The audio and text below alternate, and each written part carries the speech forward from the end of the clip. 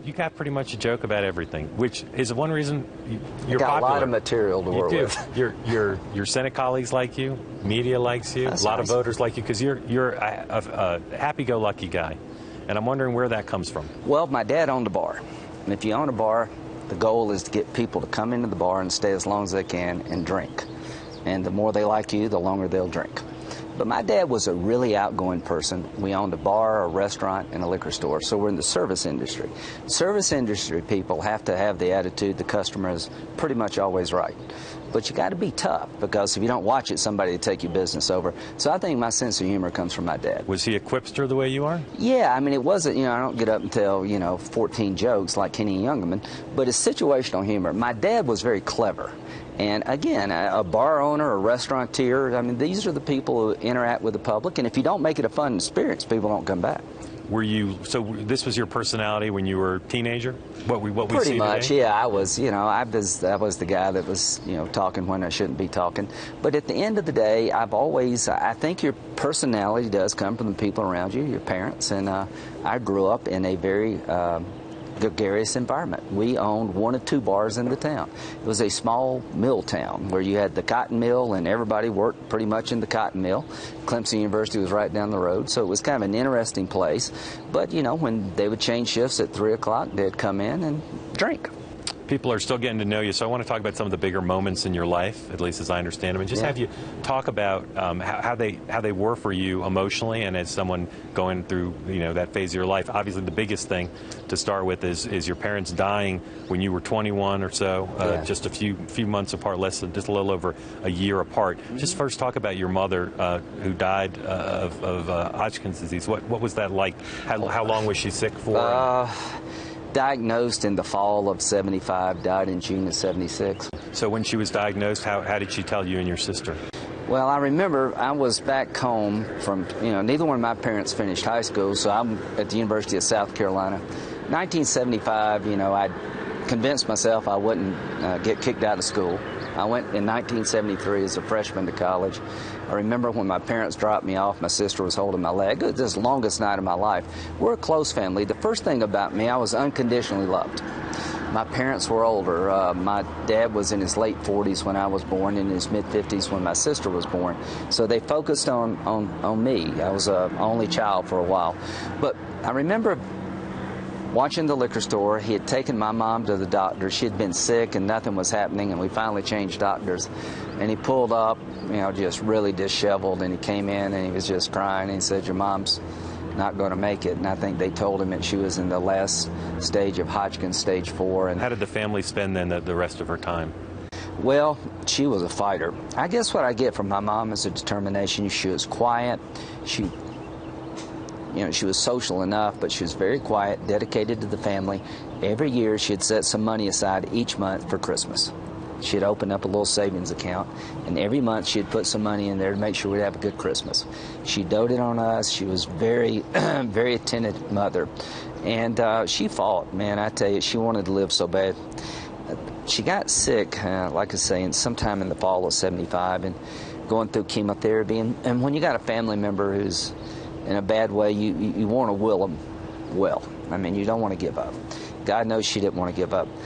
Easter, that Easter in '76, she had her best Easter. She was feeling good, and she cooked dinner for the first time in a long time. Is it just the 4 of you, other family there? Yeah, no, there was some family at first, but in the evening it was just us sitting there on the couch. And I remember saying, "Well, boy, I gave you a good dinner, didn't I?" I said, "Yes, ma'am, you did."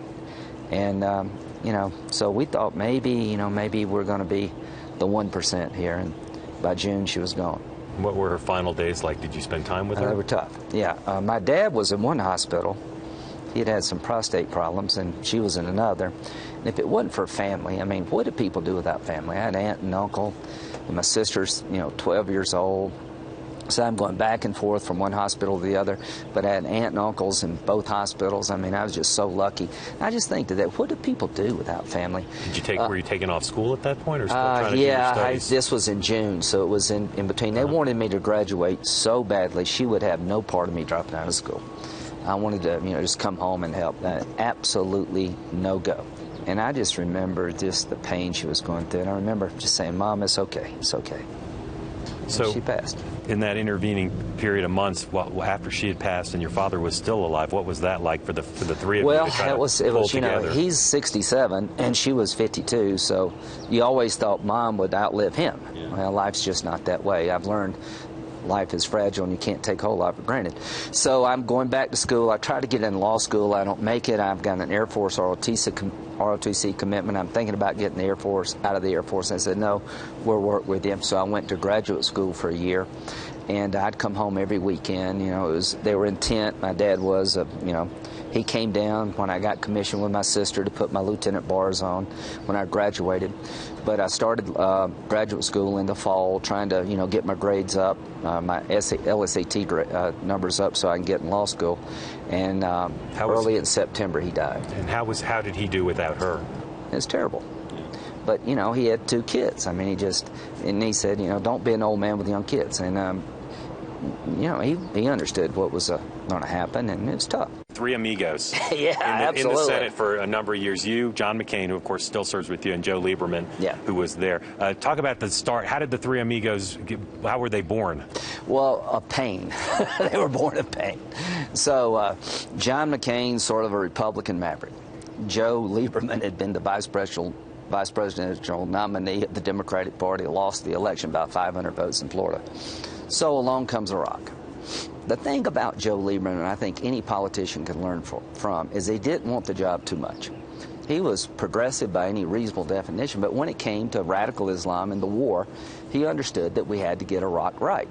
And he was willing to stand by Bush, who had made tons of mistakes, and he was going to adjust his strategy. He was going to go all in to surge.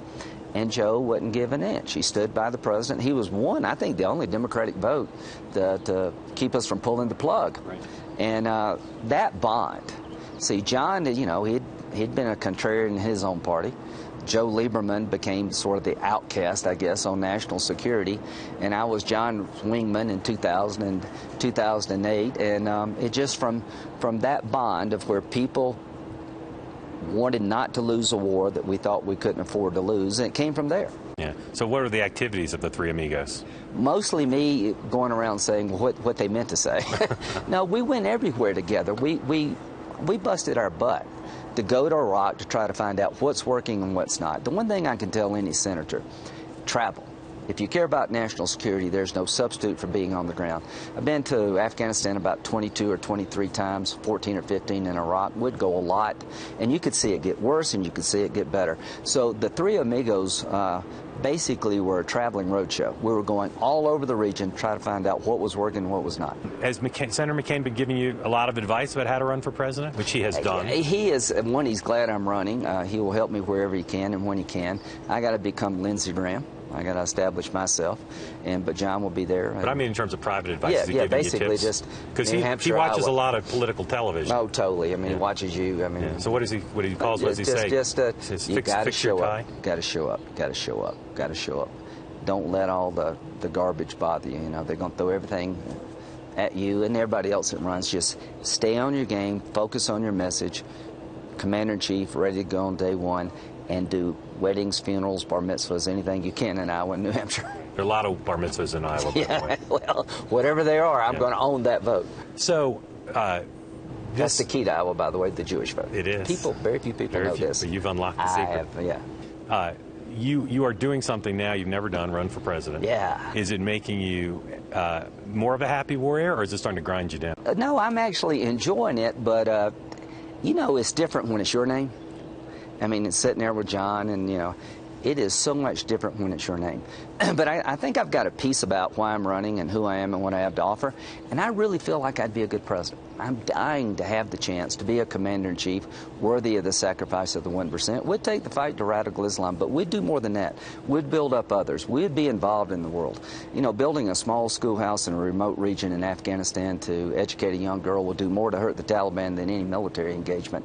So I see the whole of government approach to this. But back here at home, I'd love to have the ability to be a Ronald Reagan and find a Tip O'Neill to come in and say, okay, let's do entitlement reform, let's do Simpson Bowles. What's the worst thing about being a senator? Juggling so many demands on your time. What makes you think you could be a good president? Because I've got the background, experience, and judgment to be commander-in-chief which is the hallmark of any presidency, is can you protect the nation? Over 30 trips in the region, 30 years in the Air Force. I think I'm good to go on that front. And I know that the next president has got to do what I've been willing to try to do. Fix immigration, deal with the long-term debt problems generated by the retirement of the baby boomers. No matter who it is, they better be willing to do what I've tried to do. And I think if I were president, I could get these issues over the line. Last two questions. Since President Reagan, of the 4 presidents since then, who's the best and why? Since Reagan, who's the best president and why?